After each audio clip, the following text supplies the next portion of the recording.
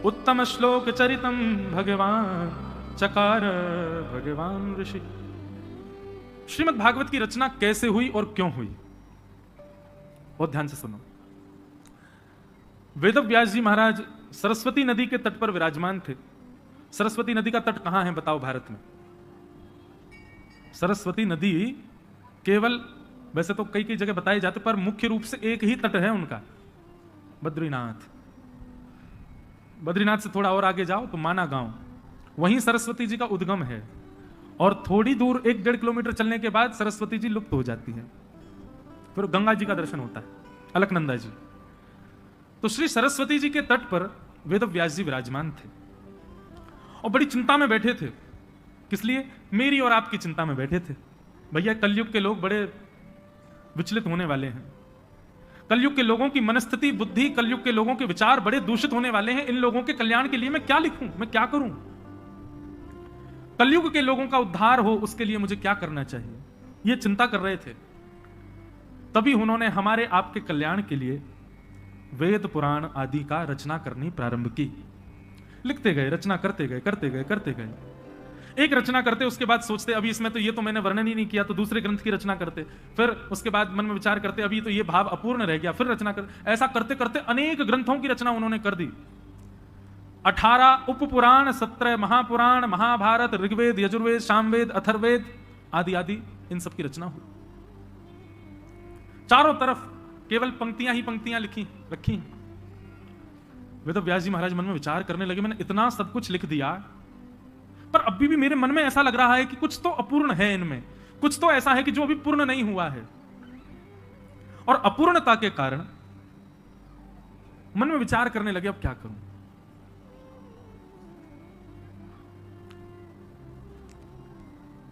चिंतित बैठे थे, तभी वहां नारद जी का आगमन हुआ। और नारद जी ने आकर के व्यास जी से पूछा, आप चिंतित क्यों हो? नारद जी से बोले, देखो मैंने कितने ग्रंथ लिखे, पर मेरे मन को शांति नहीं मिल रही है। नारद जी महाराज बोले, भगवान मैं बताऊं आपके हृदय को शांति क्यों नहीं है? बोले जी बताइए ना। तब नारद जी कहते हैं, बहुत ध्यान से सुनो, भागवत जी क्यों लिखी गई, कैसे लिखी गई? कि भवतानुदित प्रायम यशो भगवतो मलम ये नैवासौ न तुष्येत मन्ये तद्दर्शनम खिलम कि न यद्वचश्चित्रपदम हरेर्यशो जगत पवित्रम प्रगणित करहिचे तद्वायुषम तीर्थमुशन्ति मानसा न यद्रहंसा निर्मन्तु शिक्षया। बहुत सावधानी से सुनो। नारद जी महाराज कहते हैं, बोले भगवान जिस कीचड़ में कौवे स्नान करते हैं ना, वहां कभी हंस नहीं आते। हंस तो परम पवित्र जल में स्नान करता है, उसी में ही रहता है। और हंस का स्वभाव तो ऐसा हो रहा है कि जिस मान सरोवर में, आजकल हंस मान सरोवर में ही है, सौभाग्यवंत लोगों को दर्शन होता है।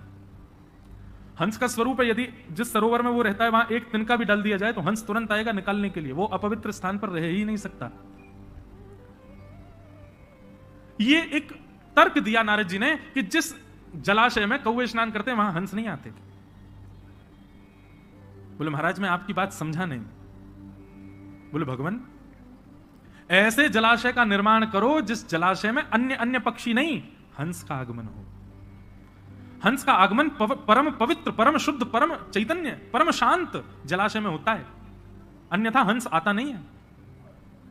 महाराज मैं आपको सांकेतिक रूप से यह बात कहना चाहता हूं, आपने जितनी भी रचना की है, जितने भी आपने पोथियां लिखी हैं, सब में ज्ञान है, सब में श्रेष्ठताएं हैं, सब में अद्भुतताएं हैं, पर घुमा फिरा करके देखा जाए तो 4 ही बातें हैं: धर्म, अर्थ, काम, मोक्ष, चतुर्विध पुरुषार्थ। और इन चतुर्विध पुरुषार्थों की प्राप्ति के लिए ही आपने सारे ग्रंथों के निर्माण किए हैं। लेकिन महाराज जिनको इन चारों से कोई काम नहीं, जिनको उन चारों से कोई मतलब नहीं, जिसको धर्म से मतलब नहीं, जिसको अर्थ से मतलब नहीं, जिसके अंदर में कोई कामना नहीं, और अंतिम जिसको मोक्ष भी नहीं चाहिए, उसके लिए आपने क्या लिखा? इन चारों की इच्छा ना रखने वाले हंस प्रवृत्ति के जो साधक हैं, उनके लिए आपने क्या लिखा? कुछ भी नहीं। इसीलिए आपका हृदय अशांत है। बहुत सावधानी से सुनिएगा। वेदव्यास जी बोले संसार में इन 4 चीजों की प्राप्ति तो संसार करना चाहता है, धर्म, अर्थ, काम, मोक्ष, पांचवी तो कोई वस्तु है नहीं। नारद जी बोले नहीं, पांचवी एक वस्तु है, और जो उस पांचवी वस्तु का साधक होता है उसको इन चारों से कोई अभिप्राय नहीं होता। और वो पांचवी वस्तु क्या है, वो पांचवा पुरुषार्थ क्या है, जिसकी साधना करने वाला इन चारों के वश में नहीं रहता, इन चारों की उपासना नहीं करता। बोले पांचवा पुरुषार्थ का नाम है प्रेम।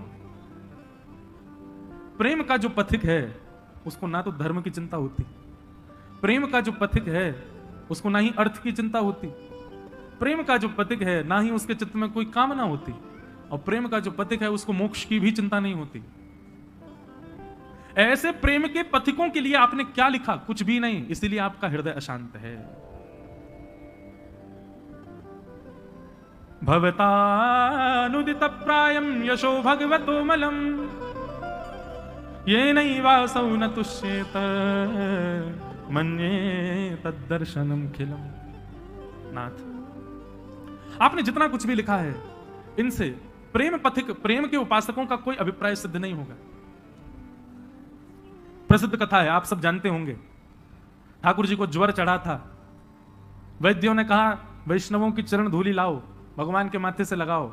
सबने मना कर दिया, लेकिन जब नारद जी वृंदावन की गोपियों के पास में जाकर के कहते हैं कि ठाकुर जी को ज्वर चढ़ा है और वैद्यों ने रसिकों की, वैष्णव जनों की चरण रज मांगी है, गोपियों ने भर भर के चरण रज दे दी।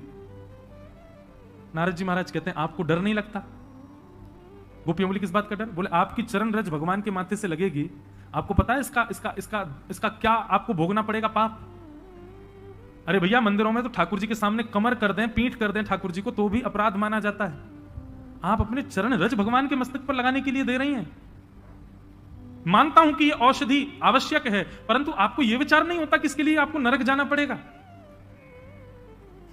गोपियां कहती हैं नारद, यदि हमारी चरण रज देने से श्री कृष्ण की पीड़ा दूर होती है तो ऐसी चरण रजों का भंडार खोल देंगी द्वारिका में, और भले ही उसके लिए हमको नरक जाना पड़े, 2000 वर्ष तक नरक रहना पड़े, हम नरक स्वीकार कर लेंगे, लेकिन कृष्ण पीड़ा में है यह स्वीकार नहीं कर सकते। हम अपना कष्ट स्वीकार कर लेंगे, यम के कोड़े स्वीकार कर लेंगी, लेकिन कृष्ण पीड़ा में है, यह तो नरक से भी ज्यादा बड़ी वेदना है हमारे लिए, हम उसको स्वीकार नहीं कर सकते। बताओ, क्या आपको यहां धर्म दिखाई दिया? धर्म तो कहता है भगवान के आगे चरण नहीं करने चाहिए। क्या आपको यहां अर्थ का दर्शन हो रहा है? अर्थ का दर्शन होता तो वो काम किया जाता जिससे ठाकुर जी प्रसन्न हो, ठाकुर जी रीच करके कुछ दें, पर यहां पर अर्थ भी नहीं है, ठाकुर जी की प्रसन्नता है, बस कोई कामना भी नहीं है। अपनी चरण रज देकर के मानो गोपियों ने कुछ मांग लिया हो ना, और मोक्ष की तो कामना है ही नहीं, कोड़ों के लिए तैयार बैठ गई हैं गोपियां, यमराज हमको कोड़े बरसाते वो स्वीकार है, लेकिन कृष्ण पीड़ा में ये स्वीकार नहीं। उसी समय नारद जी ने कलम उठाई और नारद भक्ति सूत्र का निर्माण किया, और उसमें जब प्रेम की व्याख्या करते हैं नारद जी तो कहते हैं, हे प्रेम पथिकों, सावधान हो जाओ, यदि प्रेम के उपासक बनना चाहते हो तो तुमको किसका पालन करना है? बोले यथा ब्रज गोपी खाना, ब्रज की गोपी, ये ब्रजवासी, यही आपको प्रेम सिखा सकते हैं, और कोई प्रेम नहीं सिखा पाएगा। तो प्रेम के जो उपासक होते हैं, अरे भाई, सामान्य संसार में किसी कन्या से प्रेम करने वाला, सामान्य संसार में किसी सामान्य कन्या के प्रति प्रेम रखने वाला, वो क्या क्या नहीं कर बैठता है। धूप ताप का भी विचार नहीं करता,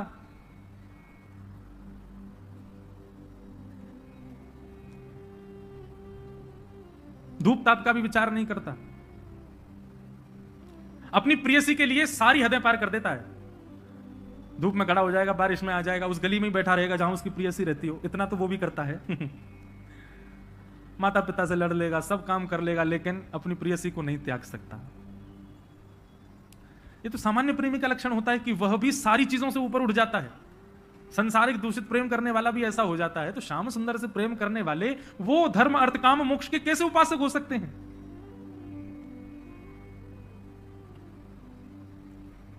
नारद जी कह रहे हैं, व्यास जी, आपके चित्त को तब तक शांति नहीं मिलेगी जब तक आप ऐसे किसी ग्रंथ का निर्माण ना कर दें जिसमें प्रेम प्रधान हो, जहां पर सेवा, जहां पर पुण्य प्रधान नहीं है, पाप प्रधान नहीं है, धर्म अर्थ काम मोक्ष प्रधान नहीं है, जहां पर केवल प्रेम प्रधान है। जब तक ऐसी कोई रचना आप नहीं करेंगे, आपका चित्त शांत नहीं होगा।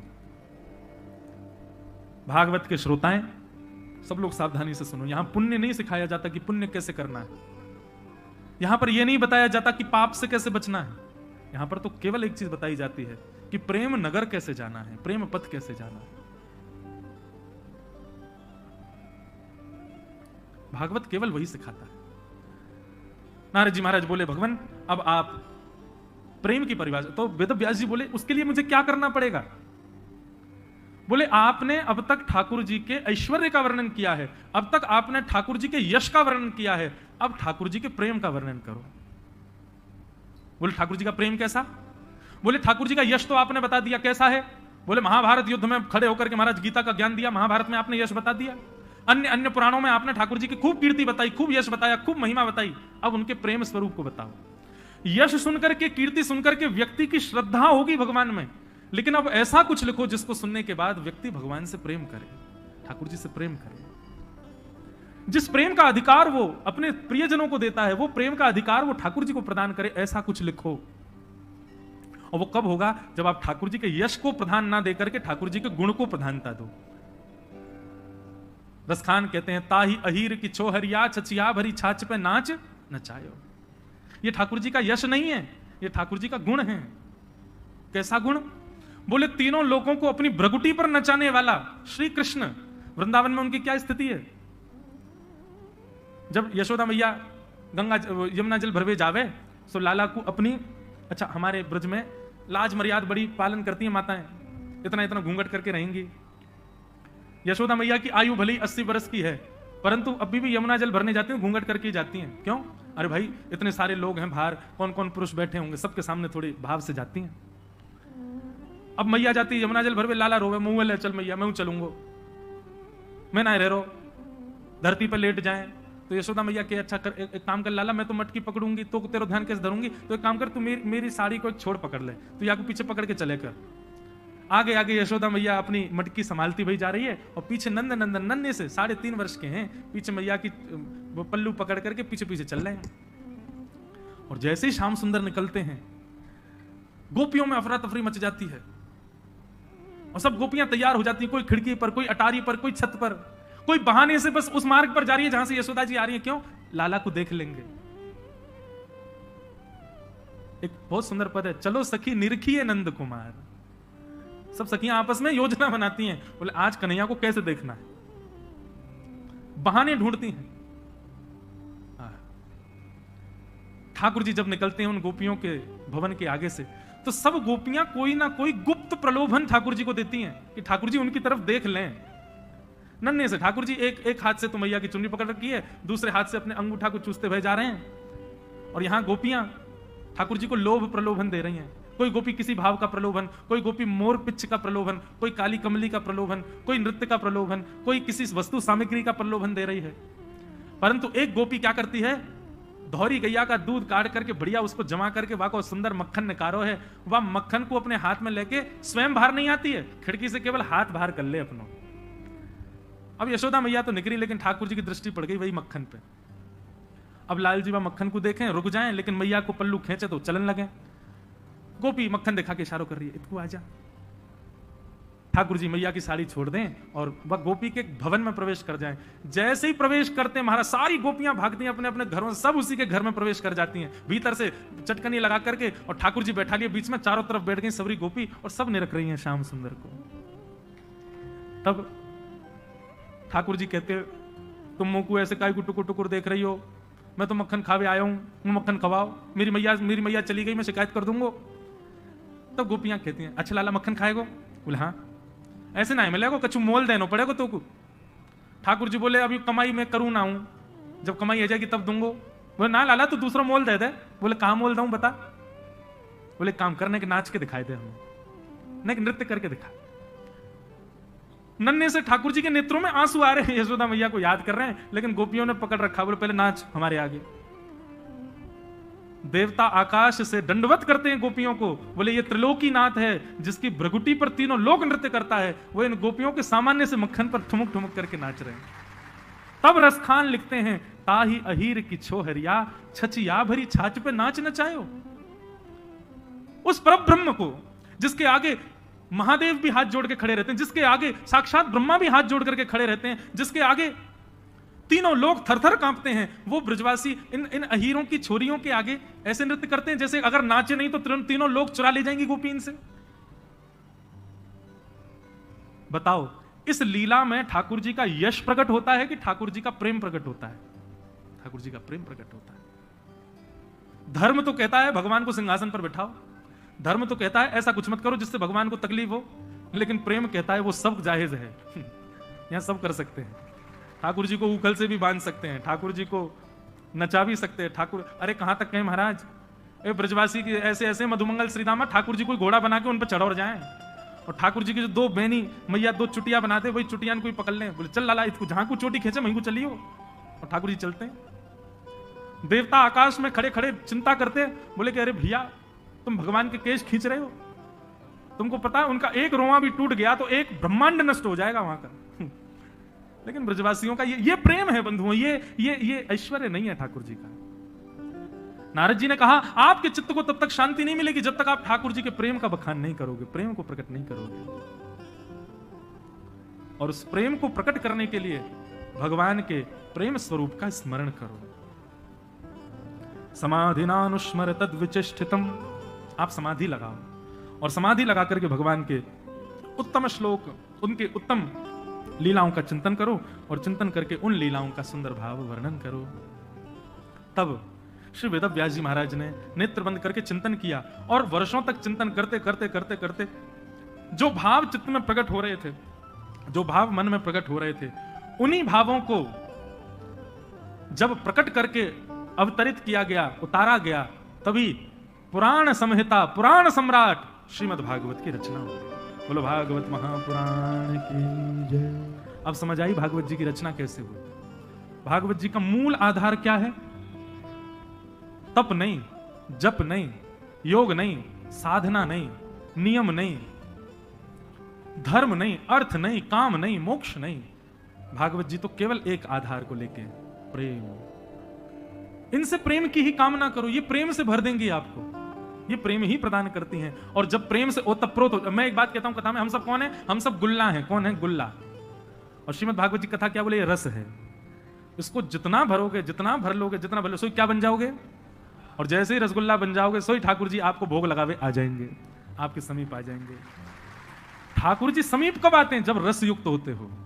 भाई गुल्ला जब युक्त हो, जब गुल्ला तब गुल्ला, जब गुल्ला तब गुल्ला, और कौन सा? यज्ञ गुल्ला।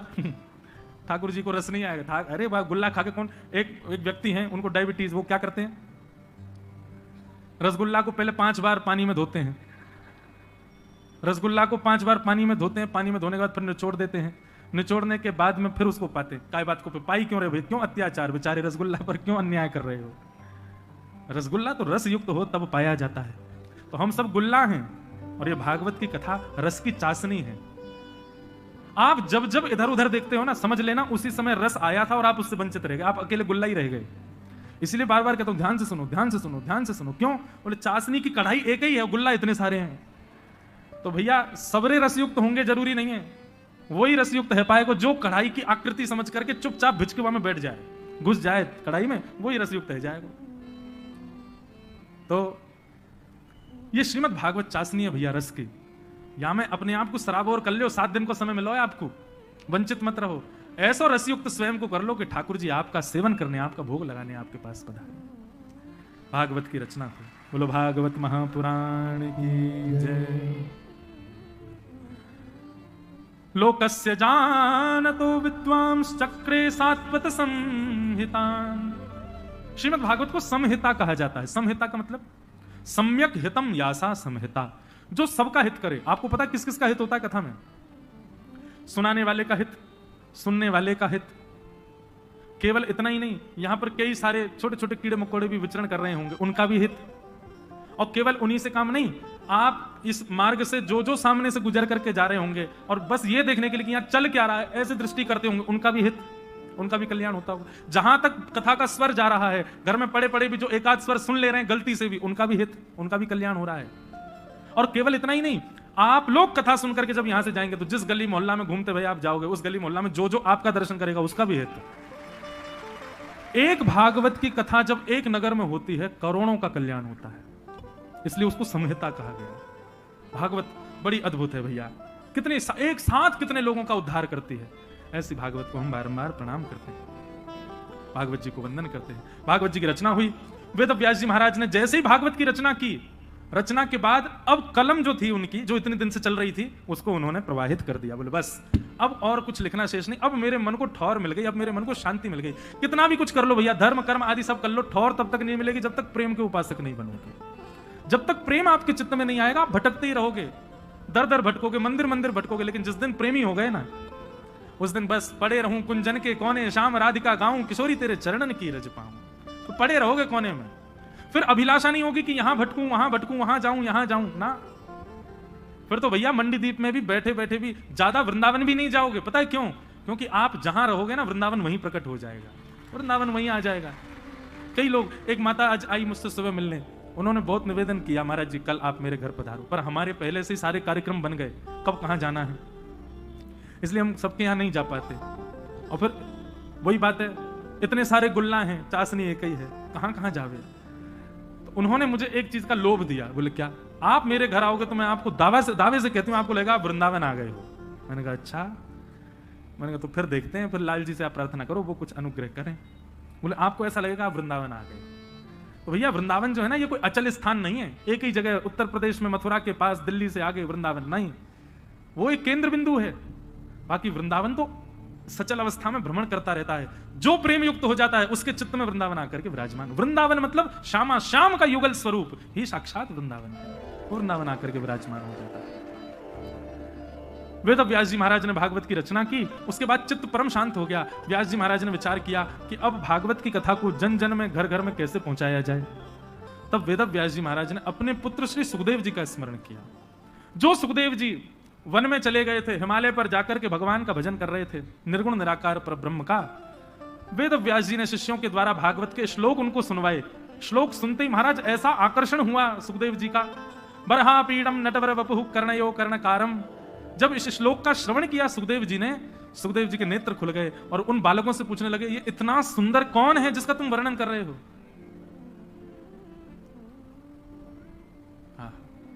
बालकों ने कहा हम तो नहीं जानते ये कौन है, हमको तो बस श्लोक आता है। अगर आप जानना चाहते हैं कि ये कौन है तो आप हमारे गुरुदेव के पास चलो। तब निर्गुण निराकार ब्रह्म की उपासना छोड़ श्री सुखदेव जी महाराज अपने पिताजी वेदव्यास जी के पास आए और आकर के कहा, पिताजी मुझे इनके बारे में बताओ, ये कौन है? ये टेढ़ा मुकुट पहनते हैं, सांवला सा इनका रूप है, गले में वैजंती माला पहनते हैं, वेणुनाद करते हैं, ये कौन है? मुझे इनके बारे में बताओ, इनके रूप गुण के बारे में मुझे जानना है। तब श्री वेदव्यास जी महाराज ने भागवत अपने पुत्र सुखदेव जी को प्रदान की और उसी भागवत में ओतप्रोत होकर के श्री सुखदेव जी महाराज निकल पड़े, गंगा जी के तट पर गए। तब वहां उनको एक प्यासा मिल गया।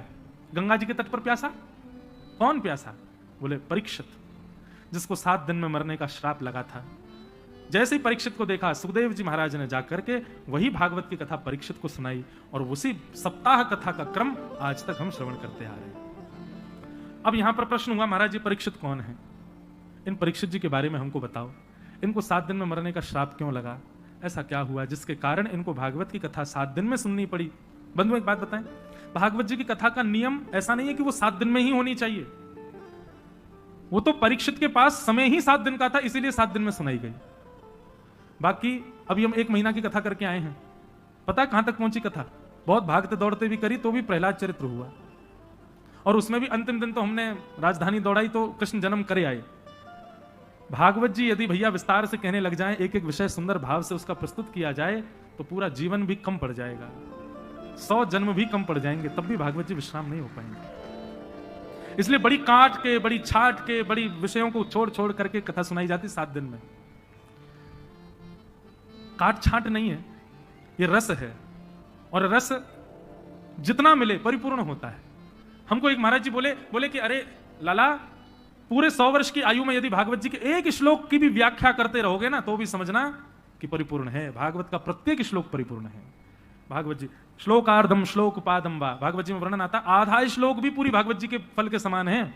पूरी भागवत जी भी पूरे फल के समान है। आधा श्लोक भी यदि सुन लो तो पूरी भागवत जी सुनने का फल मिल जाता है। ऐसी है भागवत जी, ऐसी भागवत जी को हम प्रणाम करते हैं। अब यहाँ परीक्षित को सुखदेव जी कथा सुना रहे हैं। परीक्षित के संपूर्ण जन्म की और उनको श्राप लगने की कथा में यहाँ महाभारत की कथा प्रारंभ होती है।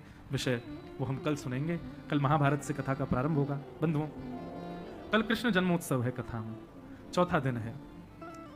कल कथा थोड़ी विलंब तक चलेगी, इसलिए आप लोग पहले से ही तैयारी करके आना। विलंब तक ज्यादा नहीं खींचेंगे, हमको करने पे आ जाए छटपट कर देंगे, लेकिन मन कर गया ज्यादा अच्छे से, कुछ भाव ज्यादा आने लग गए तो फिर कह नहीं सकता कितना विलंब हो। इसलिए कल आप सब लोग पीले पीले वस्त्र पहन करके आना, पीले पीले चंदन लगा करके आना, खूब बढ़िया सुंदर श्रृंगार करके आना। क्यों? कल नंद घर आनंद भयो जय कन्हैया। कल आप लोग मंडीदीप के इस प्रांगण में नहीं आ रहे हैं, कल ऐसा मानिए आप सब गोकुल जा रहे हैं। कल तो ये प्रांगण पूरा गोकुल होगा। और भैया उसी भाव से आना, सब रे अपने आप को ब्रजवासी मान के ही आई हो। हम सब ब्रजवासी, हम ब्रज की गोपी हैं, ब्रज के गोप ग्वाल हैं। कल बड़े आनंद के साथ ठाकुर जी का मंगल जन्मोत्सव होगा। कथा में खूब आनंद के साथ हम लोग श्रवण करेंगे। आइए कथा को विश्राम देते हैं।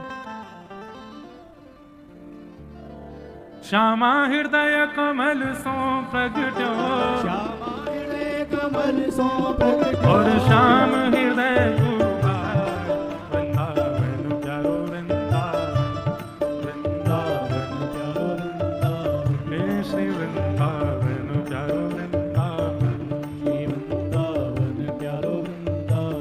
सुख सागर रूप उजागर कह वृंदावन धाम। सब सुख सागर रूप उजागर कह वृंदावन धाम। सब सुख सागर रूप उजागर कह वृंदावन धाम। सब सुख सागर रूप उजागर कह वृंदावन धाम। रूप गोस्वामी प्रगट कियो जहाँ, रूप गोस्वामी प्रगट कियो जहाँ, श्री रूप गोस्वामी प्रगट कियो जहाँ। रूप गोस्वामी प्रगट कियो राधा जहाँ। गोविंद रूप निधान, वृंदावन प्यारो वृंदावन, वृंदावन प्यारो वृंदावन, हे श्री वृंदावन मेरो वृंदावन। श्री वृंदावन मेरो वृंदावन। रूप गोस्वामी प्रगट कियो जहाँ, रूप गोस्वामी प्रगट कियो राधा गोविंद रूप निधान, वृंदावन प्यारो वृंदावन, वृंदावन प्यारो वृंदावन, हे श्री वृंदावन मेरो वृंदावन। श्री वृंदावन मेरो वृंदावन। विहरत निस दिन कुंज गलिन में, ब्रज जन मन सुख धाम। विहरत निश दिन कुंज गलिन में, ब्रज जन मन सुख धाम। श्री मदन मोहन को रूप निरख के, मदन मोहन को रूप निरख के, प्यारे मदन मोहन को रूप निरख के, प्यारे मदन मोहन को रूप निरख के, सनातन बलि बलि जात, वृंदावन प्यारो वृंदावन, वृंदावन प्यारो वृंदावन, हे श्री वृंदावन मेरो वृंदावन। वृंदावन मेरो वृंदावन। मदन मोहन को रूप निरख के, मदन मोहन को रूप निरख के, सनातन बलि बलि